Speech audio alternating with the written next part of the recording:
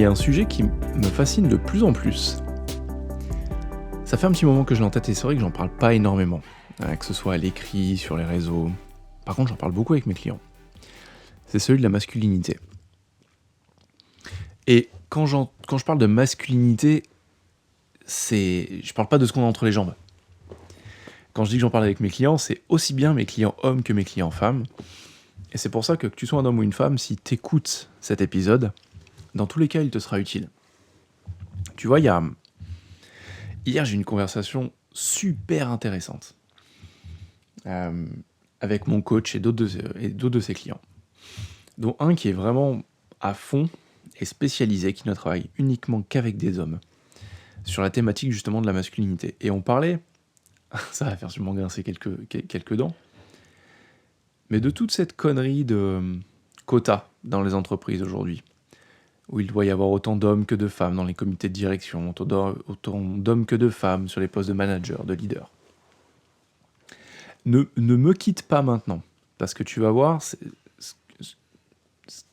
la manière dont je vois les choses est vraiment différente. Je pense qu'on manque pas de femmes dans les comités de direction, on manque pas de femmes dans des postes de leader et de manager. On n'a pas trop d'hommes sur des positions de leader, on n'a pas trop d'hommes dans des positions de direction. La grosse problématique qu'on rencontre, c'est qu'on a beaucoup trop d'énergie masculine dans les comités de direction, dans les postes de leadership, de management, et pas assez d'énergie féminine. Aujourd'hui, je pense que c'est une énorme bêtise de mettre autant de femmes que d'hommes dans des comités de direction, parce qu'en fait, on le fait par défaut, pour des quotas, pour des raisons politiques, pour des raisons de communication. C'est ma vision des choses. Et ça n'arrange en rien les choses. Parce que pour avoir évolué pendant 10 ans dans le monde de la banque, de la finance, et d'avoir vu ces comités de direction, d'avoir évolué avec ces femmes, très peu de ces femmes ont une énergie féminine. Et je dis pas que c'est pas la faute des hommes, les hommes ont bien trop d'énergie masculine. Ce qui fait un bon leader, ce qui fait une bonne personne, ce qui fait une vie équilibrée, c'est un homme qui est à l'aise avec son énergie masculine et avec son énergie féminine, qui sait jouer avec les deux. Et pareil avec une femme. C'est une femme qui connaît la force de son énergie féminine et qui sait aussi utiliser l'énergie masculine quand elle en a besoin. Mais un homme, une femme, doivent savoir utiliser les deux énergies. Et moi aujourd'hui, la grosse problématique que je vois, que je rencontre, c'est alors chez des clients et des clientes. Je vais commencer par mes clientes qui parfois pensent qu'elles doivent faire preuve de plus d'énergie masculine et se cacher derrière cette énergie masculine pour obtenir ce qu'elles veulent sur des postes de leadership. Ma vision des choses, c'est que l'énergie féminine a un putain de super pouvoir que l'énergie masculine n'a pas. Et à côté de ça, j'ai des clients qui sont à fond dans l'énergie masculine et je leur dis que aujourd'hui, sur les postes de leadership, ils ont tout intérêt d'accueillir et d'embrasser leur énergie féminine, de faire preuve plus d'écoute, de rentrer plus en contact avec leurs émotions, avec l'expérience qu'ils ont à travers ces émotions, parce que c'est ce qui les aidera à être humain, à être plein, à être entier. De manière plus générale, il y a Townsend Wardlow qui est un coach que j'adore et qui a une super newsletter, qui a écrit un article hyper intéressant, qui a énormément résonné, je pense que je l'ai partagé à quasiment tous mes clients. Il s'appelle Men Hide. En gros, les hommes se cachent. Et j'en ai fait une transcription littérale, où je l'ai cité bien sûr, sur mon blog, sur mon site quentinvillard.com. Si t'es un homme, ça va te parler. Si t'es une femme, ça te parlera. Ça sera utile pour toi. Ça sera aussi utile si tu veux le partager avec l'homme de ta vie. Ou avec un homme autour de toi qui en aurait besoin. Mais tout de suite, j'ai la métaphore de Socrate, la métaphore de la caverne qui me vient. Mais parce qu'en fait, les hommes se cachent. Et une meilleure façon de le dire, c'est que les hommes vont aller systématiquement, dès qu'ils sont dans le dur, dès qu'ils sont challengés, dès qu'ils sont blessés, même s'ils ne s'en rendent pas compte, ils vont aller se retirer dans leur caverne. Ils vont essayer de résoudre tous leurs problèmes tout seuls, soigner leurs blessures tout seuls. Et c'est plus qu'une tendance. C'est un instinct qu'on a. Et quand j'en parle avec des clients, ou quand je vois des clients, j'en vois énormément, surtout des hommes qui se qui se cachent derrière leur intellect, qui se cachent derrière leur prétendue force, qui se cachent derrière leur prétendue masculinité, pour justement ne pas avoir à gérer des sujets plus féminins. Et quand je dis féminin, c'est pas c'est un truc de gars, c'est un truc de fille, c'est toujours dans cette idée de yin, de yang, d'énergie masculine, d'énergie féminine. Ils vont aller se cacher derrière leur masculinité et leur pseudo-force pour ne pas avoir à affronter leur propre reflet dans le miroir, pas avoir à confronter leurs sentiments, pas avoir à confronter ce qu'ils pensent vraiment au fond d'eux, ce qu'ils pensent qui est juste de faire, ce qui est juste d'être, mais ils se cachent derrière des rôles. Et je leur en veux pas, comme je m'en veux pas, parce que je l'ai fait pendant longtemps, et je me reprends aussi à parfois vouloir faire les choses tout seul. Ça a été un énorme sujet pour moi. Si je suis pas capable de faire les choses tout seul, si j'accepte de l'aide de l'extérieur, c'est que je ne suis pas capable, pas assez intelligent, pas assez fort, machin, pour, en fait, en arrière-pensée, subvenir aux besoins de tout le monde, parce que c'est mon rôle en tant qu'homme, c'est de subvenir aux besoins des autres autour de moi, d'être un peu le super-héros qui peut prendre soin de tout le monde et sauver tout le monde. Et je l'ai vu, moi, avec des conversations que j'ai pu avoir, où, avant de travailler avec moi, on a toujours des conversations. Pas des discussions, c'est pas quelque chose de frivole. J'aime avoir des conversations impactantes avec les personnes avant qu'elles travaillent avec moi. Ça leur permet de voir justement ce que c'est le coaching, et ce qui est ma manière de coacher. Et j'ai vu un nombre innombrable d'hommes disparaître juste après nos conversations. Plus de nouvelles. C'est même arrivé il y a pas longtemps avec un client, où il voulait renouveler le contrat, où tout était parti, on avait travaillé 6 mois ensemble, il avait connu des résultats. Il était vraiment sur le point de bascule d'un changement hyper profond. Moi, je le voyais, parce que j'ai vu sur les 6 mois l'évolution du gars. Et du jour au lendemain, après qu'il me dit oui, on va continuer à travailler ensemble, pas de signaux, pas d'images, plus de nouvelles, plus de réponses aux messages. Et bien que je n'ai aucune idée, parce que je ne suis pas devin, de ce qui se passe, en arrière-pensée, il y a quelque chose qui me vient, c'est qu'il est retourné dans sa grotte. Il commençait à voir que, effectivement, la transformation dont il parlait commençait à prendre forme, que ça devenait quelque chose de réel, et je lui en veux absolument pas. Ça m'est arrivé, ça arrive à plein de personnes. Parfois, en fait, il est extrêmement difficile de confronter ce dont on a vraiment envie. Quand les choses dont on a vraiment envie deviennent réelles, parfois, on se retranche, on se cache, une nouvelle fois. Et en fait, il y a une logique totalement illogique derrière cette espèce d'instinct chez l'homme, pas avec un H majuscule, avec un H minuscule, hein, l'homme, le garçon, le mâle, d'éviter l'aide. Parce qu'en fait, tu vois, ça m'est arrivé avec un client il n'y a pas longtemps, avec un prospect, il me contacte, il vient me voir, il me dit qu'il a besoin d'aide, on paramètre ensemble, on met en place dans nos agendas une session qui nous va bien tous les deux, à une date. Et je reçois un message quelques minutes avant, ouais, je suis désolé, j'ai une réunion qui s'est calée, je peux pas prendre, tout ça. Il est jamais venu. Il y a quelques années, je l'aurais reprogrammé, parce que je l'ai fait pas mal de fois, cette expérience, maintenant je ne reprogramme plus. Simplement parce que c'est une excuse. C'est juste que la personne n'est pas prête. L'homme n'est pas prêt. Ou il n'est pas disposé à se confronter à son propre regard dans le miroir. Et je suis OK avec ça, il n'y a pas de jugement. Mais moi, ce qui me fait rire, c'est... J'avais bossé avec un consultant marketing il y a quelques années, et il m'avait dit un truc qui était intéressant.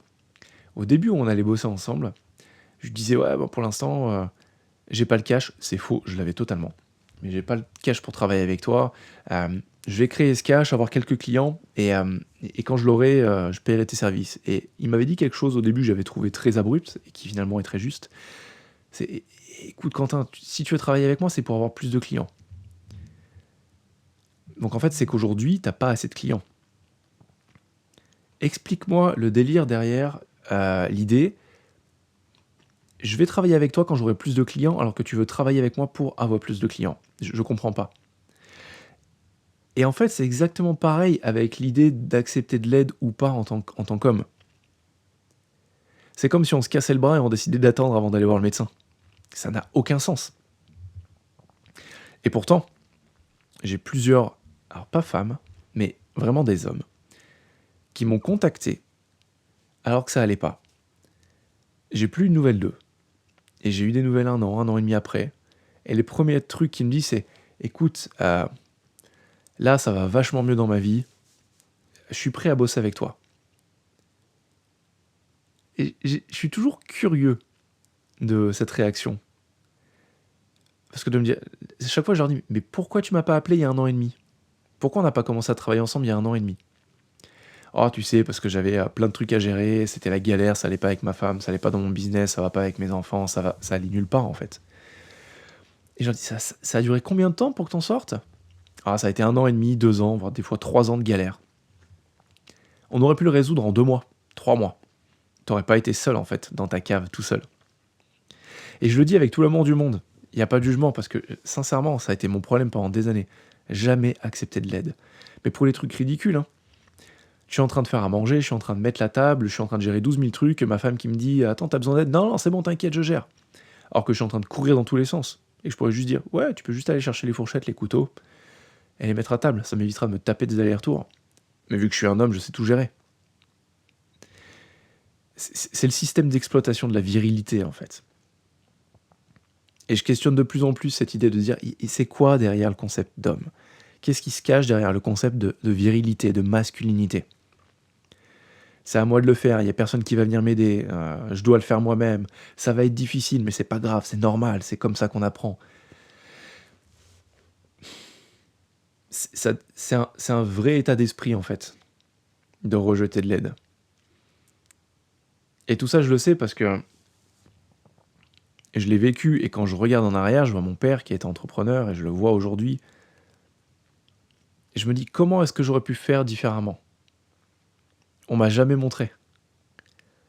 Mon grand-père, c'était le grand cardiologue, très connu dans la région Rhône-Alpes, qui savait tout, qui connaissait tout.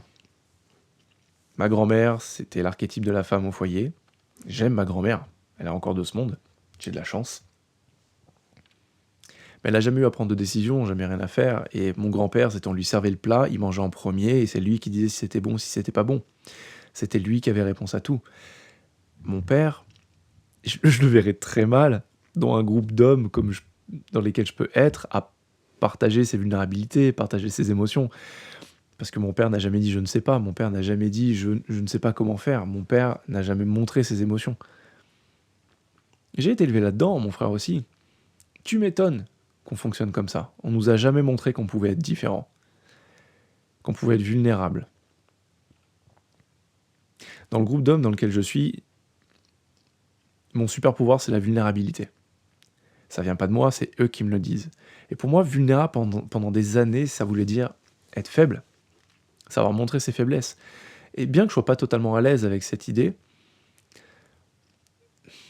l'idée que je me fais de la vulnérabilité, c'est simplement être 100% réel, être brut, vivre et être prêt à vivre avec les expériences qu'on a de la vie à l'instant T, avec ce qu'on ressent, et les partager sans filtre.